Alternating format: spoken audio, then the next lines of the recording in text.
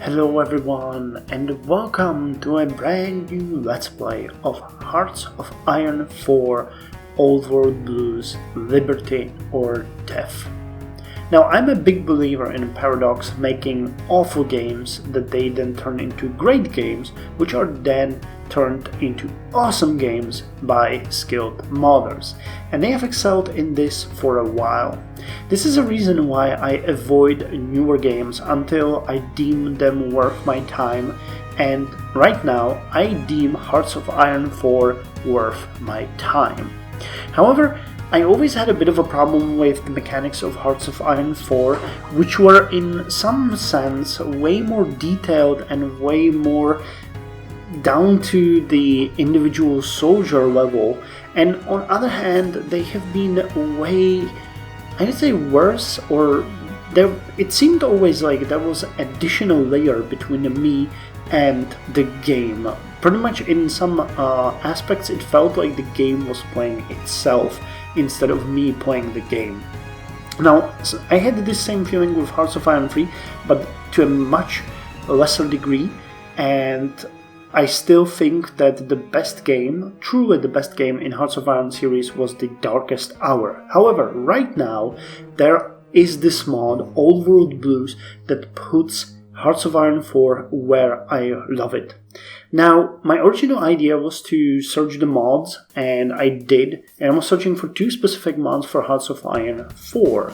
The one that I wanted to see was the Terminator mod, but for some reason nobody ever thought of that idea before. There is no Terminator series or Terminator world mod for Hearts of Iron 4, even though in my opinion it would be perfectly suited to that.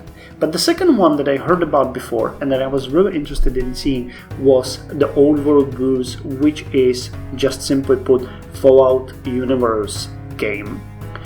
And I have to say that somehow the guys behind Old World Blues managed to remove everything that I didn't like about Hearts of Iron 4, and they turned these mechanics around and made it into a benefit. So what I mean about that is that in Old World Blues you are basically they turned the large scale game of Hearts of Iron 4 into a much more compact resource bottlenecked gameplay in which you take control of a small nation and you're trying to grow it up. In some cases you start with one unit and you have very little manpower to change that, so there is a lot of gameplay variety here. There's also a gameplay variety in the technologies, so certain nations have specialized technologies, but I mean really specialized. Certain nations have no technology, certain nations have access to a lot of technologies. There's a huge amount of variety. Now, however, you might have noticed that this is part 0. This is because I, as an old gamer, have only played Fallout 1 and 2. I know that this is probably going to get me a lot of hate. I bought all the other Fallout games, but I never really got into them, because something about the 3D space and the way they were presented originally, I have to say that, made me not like them. I don't know, maybe it's the hipster in me, who knows, but I really never really played them. So my knowledge of the Fallout lore is very limited, and I'm not gonna pretend like it's not. This is where you guys come in, because many of you on my channel probably know a lot about Fallout, and many of you have probably, being the strategy nerds you are, seen a number of playthroughs of the Old World Blues already. Now, I have checked YouTube and there's a lot of them, but in my opinion some are outdated, some are downright shitty, so I would like to hand it to you, to be more precise and more English. I would like to hand it to you that you can decide what... Wow, this sentence is really weird. I would like you guys to choose the nation. That's what I'm blabbering here about. Okay, let's go. So, I'm gonna show you the map. Many of you will probably not know about this mod, but for those of you that know about this mod, you now have a chance to instruct me in which nation you would like me to play. Now, I'm gonna choose the nation that's gonna get the most votes in the comments. So if you want to propose a nation, just check in the comments before so that you see if someone else already hasn't mentioned it, because the one that gets the most likes is going to be the one that I will pick. I'm gonna give you probably a couple of days for the voting and checking the lore, because there's a lot of nations here, starting at the very north with the Dreggers and Broken Coast, or Dredgers, I'm not sure how to pronounce that word, New Victoria, and going all the way down to the south of Mexico, where we have Guerreros de Honduras. Actually, that's probably Honduras. So you can see that they haven't finished the entire map, but what they finished is already extremely impressive. They're focusing only on the United States, logically, because that's where the Fallout universe is taking place after the nuclear holocaust. And they have made it so that many of these nations are unique.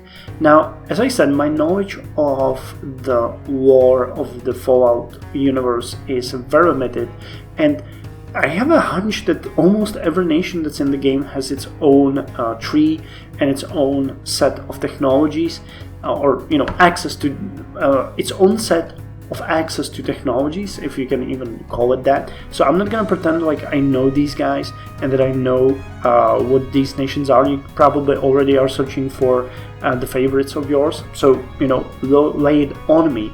But I can promise you that before we start the playthrough, I'm gonna check on that nation, read what's online, maybe check some, wiki, and maybe even check it in the Fallout 2 if I can find my own save file anywhere. Anyway, just to demonstrate what nations you have here, there's an insane variety. Like, you have the New California Republic here, which is one of the biggest and strongest nations, which is pitted against Caesar's Legion, and these two are destined to clash together. There's the original Vault City here somewhere here, which would be one of the choices that I would go with if you guys liked it. I don't know if you would enjoy it, but this is the example of a really small high-tech nation which can rule the world. This one is pitted against nations like the Troll Warren, which, if I understand, are the strongest fighters in the game, but they start very small and they basically eat people. So whatever nation they conquer, they get a huge amount of manpower from that, because there's a feast and little trolls being born. There's nations like the Bone Dancers that I know by name, but I don't know much about them. There's nations like Texan Brotherhood, there's the Western Brotherhood, which we know from the original Fallout.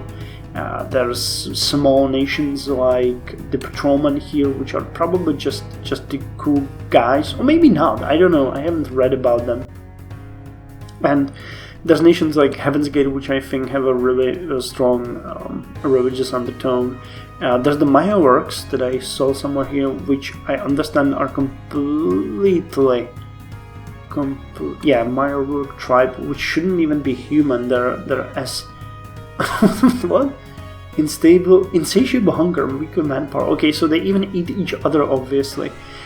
So yeah, you can see that the variety is awesome. There's Murino, which we know. I'm actually kind of sad though that, if I recall correctly, Gecko is now part of the Vault City, and I don't see the folks. I couldn't see the original mutants in here. Cyclops tribe, maybe. No, I don't think they're here. Antelope tribe, yeah.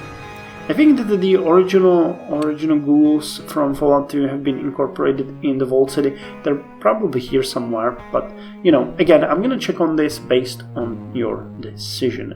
So there's the reason why I'm actually leaving it to you is because you guys can those of you that have played all the Fallout games can probably decide on the cool nations much better than I can. And as you can see, there's always, in each of these selections, you have a number of interesting choices, which are very, very different. Plus, there's a lot of other choices here. So the game is pretty much suggesting West Coast, Mexico, or Texas, and each one of these have what? 1, 2, 3, 4, 5, 6, 7, 8, 9, 10, 11, 12, 13, 14, 15 suggested choices, so you have like 45 nations to choose from. But if we have fun, I'm willing to do more than one playthrough.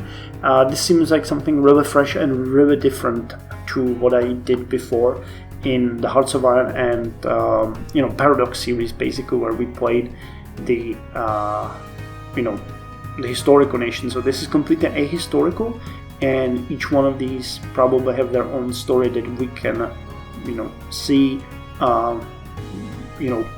evolve or unveil in front of us.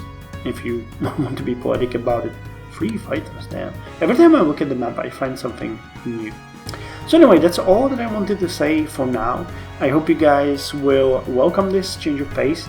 My life has been getting back to normal a bit, so I think I can do a playthrough like this. I'm not promising an episode every day. That's gonna be left for different playthroughs, and I'm still going to continue the 7 Days to Die, which have gotten me through the worst of my workload.